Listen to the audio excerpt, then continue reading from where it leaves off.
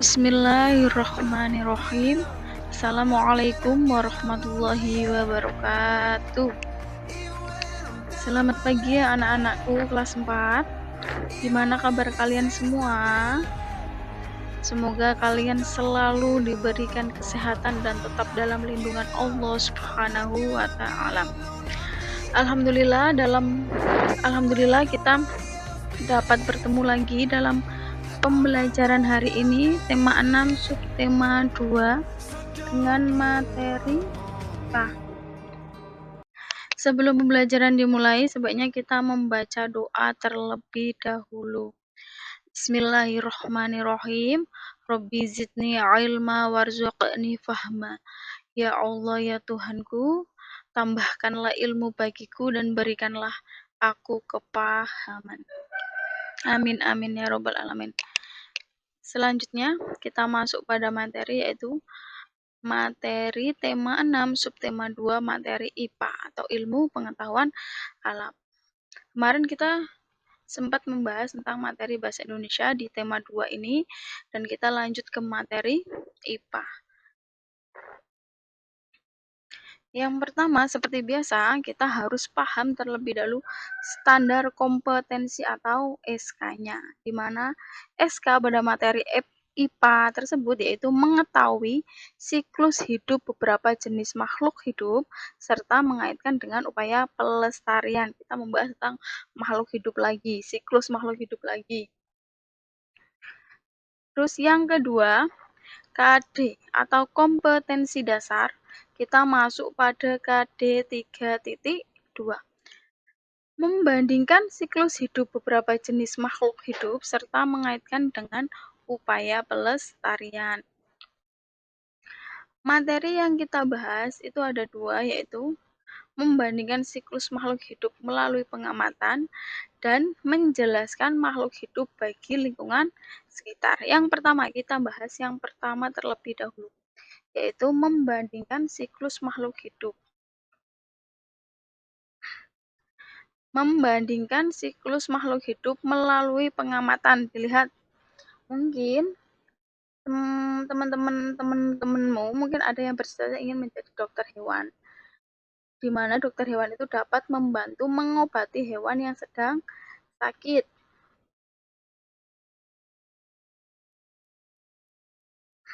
Hewan yang sedang sakit, seorang dokter hewan harus mengetahui bagian-bagian tubuh hewan. Dokter hewan juga harus mengetahui tentang siklus hidup hewan, itu penting. Bagi kalian yang bercita-cita ingin menjadi dokter suatu saat ataupun dokter hewan, harus mengetahui yang namanya siklus-siklus makhluk hidup, terus tentang mengetahui bagian-bagian tubuh hewan, seperti itu. Dan itu suatu hal yang paling penting pada ketika ingin bercita-cita menjadi dokter hewan. Dalam materi ini kita akan membahas tentang yang namanya metamorfosis. Mas ingat apa itu metamorfosis? Metamorfosis adalah perubahan bentuk pada hewan. Kemarin kita pun di materi kemarin kita pun membahas yang namanya metamorfosis sama macam-macam metamorfosis. Yang pertama kita bahas tentang metamorfosis terlebih dahulu, yaitu perubahan bentuk. Metamorfosis itu ada dua, yaitu metamorfosis sempurna dan metamorfosis tidak sempurna.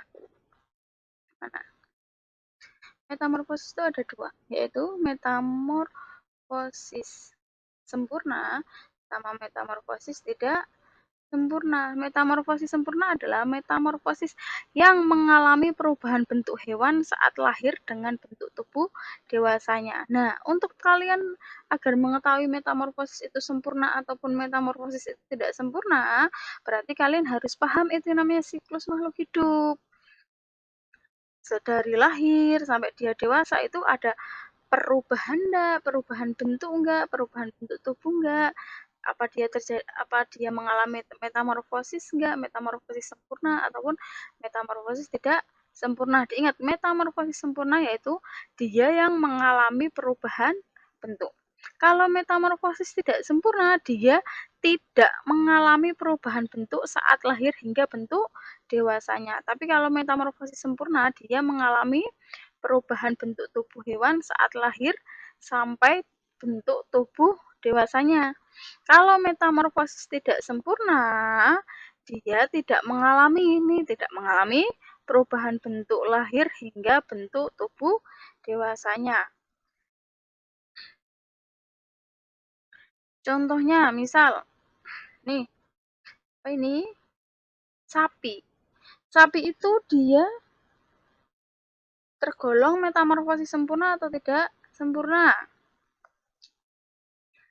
Dia ikutnya metamorfosis tidak sempurna karena dia tidak mengalami perubahan bentuk. Saat lahir dia pun berbentuk sapi kecil hingga dia menjadi sapi dewasa. Nah, kalau ikan, dia ikan termasuknya metamorfosis sempurna karena awalnya dia lahir dia berbentuk telur, terus berbentuk ikan kecil hingga ikan dewasa. Tapi kan perubahan bentuknya dia dari telur, ada perubahan bentuknya. Tapi kalau sapi, ini kan dari sapi kecil hingga sapi dewasa, dia tidak ada perubahan bentuk. Ini perbedaan metamorfosis sempurna dan metamorfosis tidak sempurna. Terus metamorfosis sempurna lagi yang seperti apa? Nih, kupu-kupu. Dia merupakan metamorfosis sempurna. Dia dari kepompong,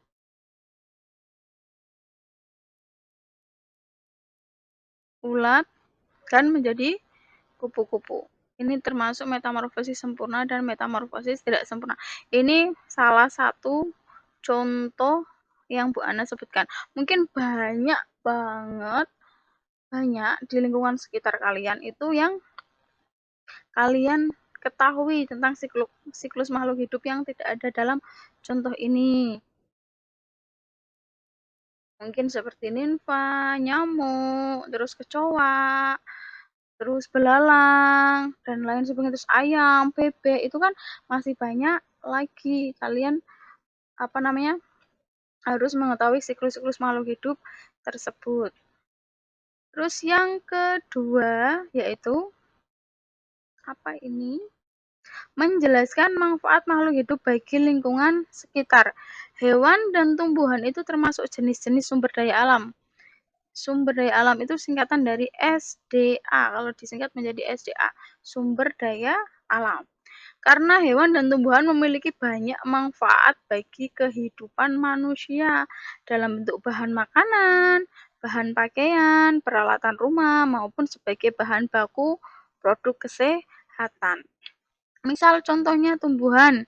Tumbuhan itu seperti padi. Ini jenis sumber daya alam.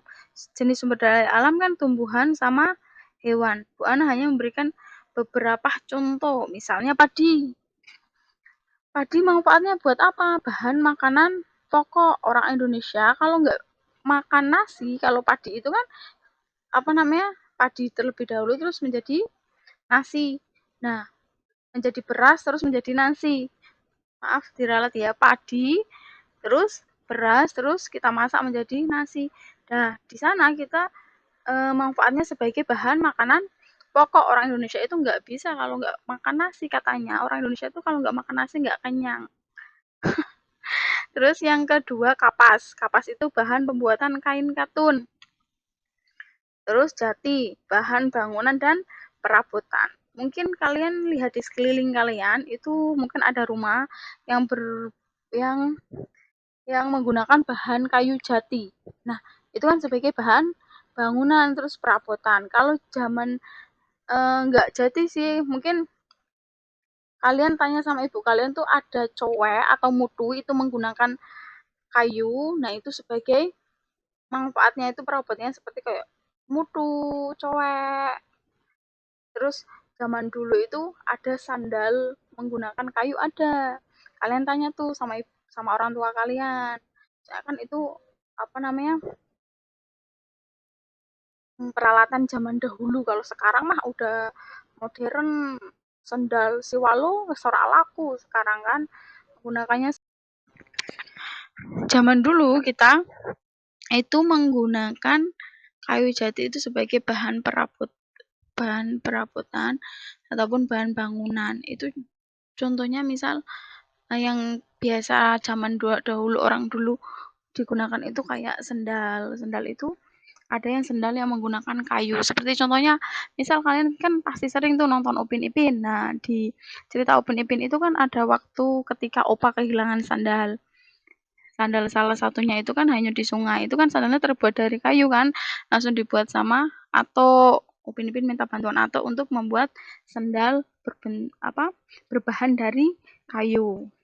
Itu salah satu contoh. Tapi kalau zaman sekarang mah nggak ada sandal seperti itu. Mungkin kalian kalau misal mau lebih jelasnya bisa tanya sama orang tua kalian.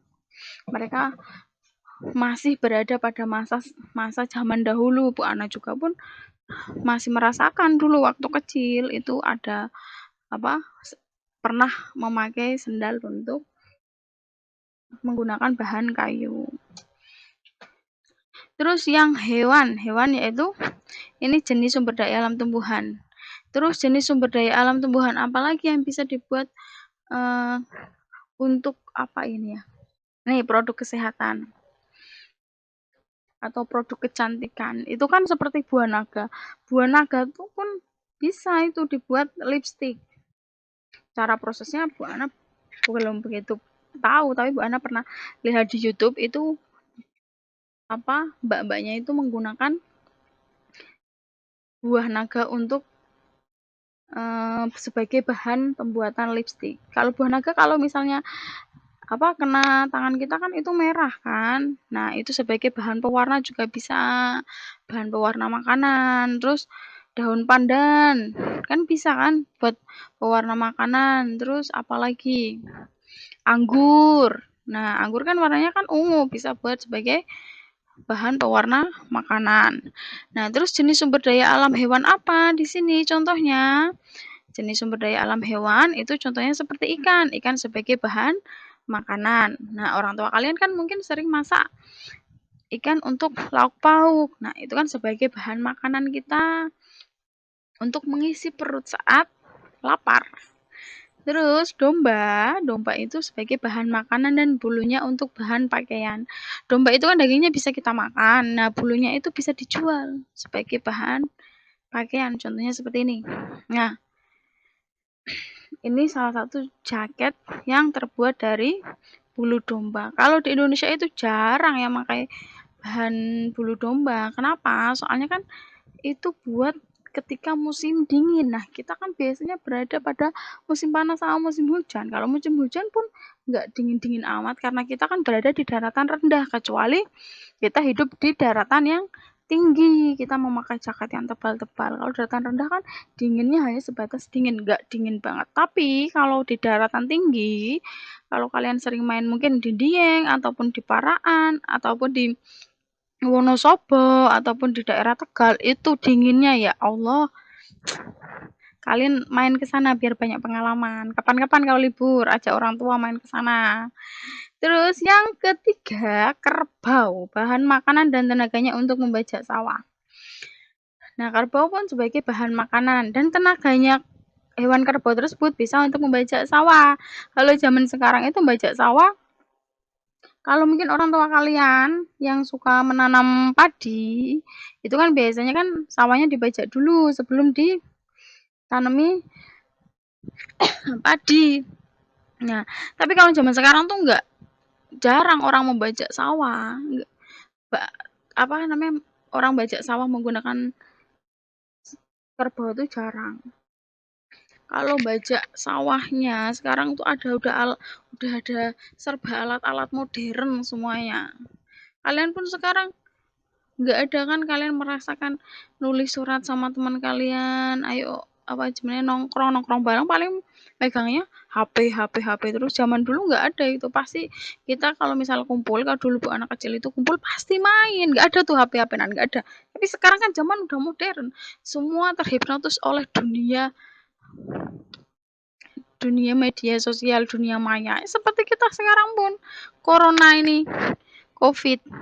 Kita juga masuk pada dunia online, dunia daring. Seperti itu. Materi sudah selesai sampai sini. Kita sudah membahas yaitu membandingkan siklus makhluk hidup dan menjelaskan manfaat makhluk hidup bagi lingkungan sekitar. Untuk tugas harian kalian, diingat ya, setiap Bu Ana nge-share PowerPoint, itu kan materi tema, berarti buku tulisnya itu buku tema. Kalau Bu Ana nge-share misal IPA, tapi kan dia mengikuti pada mata pelajaran tema, berarti dia tuh ikutnya tema. Kalau misal Bu Ana nge-share video, jangan lupa kalian catat setiap slide yang Bu Ana tulis. Yang Bu Ana terangkan, mohon maaf. Nih seperti SK, terus KD, terus ini membandingkan siklus makhluk hidup. Terus bawahnya lagi metamorfosis sempurna. Terus ini menjelaskan manfaat makhluk hidup. Dan ini ditulis di buku tulis tema. Berapa video yang Bu Ana share kalian tulis di buku tema. Nah, tulisan kalian itu nanti dikumpulkan akhir semester untuk tambahan nilai. Ya, dan untuk tugas harian biasa ditulis di buku PR. Karena ini buku tugas harian, buku PR kalian. Tugas harian kalian yaitu, mohon maaf ini nggak usah ditulis ini bawahnya. Bawah ini nggak usah ditulis. Lupa tadi tak mau menghapus lupa. Tugas harian kalian tema 6 subtema 2 IPA KD 3.2. Jangan lupa, nih jangan lupa, keseringan kan kalian nama jangan lupa ditulis. Terus ditulis juga keterampilan portofolio. Yang nomor 1, carilah informasi tentang siklus makhluk hidup berikut kupu-kupu, ayam, lebah. Nah, informasi ini ditulis dalam kertas folio. Diingat, ditulis di kertas folio. Gambar hewan tersebut beserta siklus makhluk hidup. Carilah juga informasi tentang pemanfaat hewan tersebut. Misal, kupu-kupu manfaatnya buat apa, ayam manfaatnya apa, lebah manfaatnya apa. Seperti ini, contohnya kan. Ini manfaatnya pada sumber daya alam tuh seperti ini. Nah, cara buatnya di kertas folio itu seperti apa? Ini nomor 1, 2, 3. Kan ada kupu-kupu kan, nama hewannya kan kupu-kupu, terus ayam, terus lebah. Sini kupu-kupu, sini ayam, sini lebah. Terus siklusnya. Nah, kalian tulis dulu sini kupu-kupu, terus bawahnya tuh digambar. Ini bawahnya sini tuh digambar kalian. Gambar kupu-kupu. Gambar sendiri, jangan digambarin. Terus siklus hidup, siklus hewan. Nah, siklus hewannya kalian digambar di sini bawahnya, gambar siklus hewan tersebut. Terus kalian tulis manfaatnya kupu-kupu apa bagi lingkungan sekitar, bagi kehidupan kalian.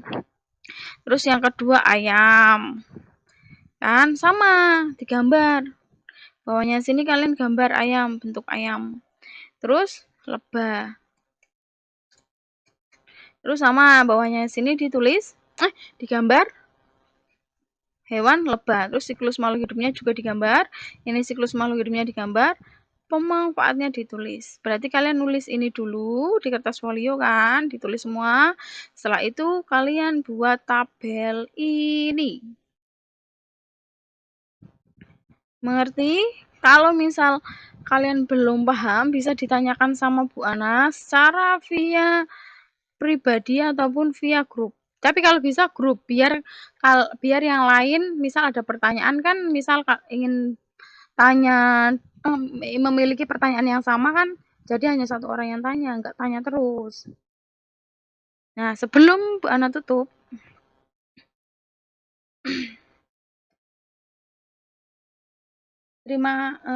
sebelum Bu Ana tutup, Bu Ana minta maaf kalau misalnya ada kata-kata yang kurang pantas untuk Bu Ana ucapkan, dan kata-kata yang mungkin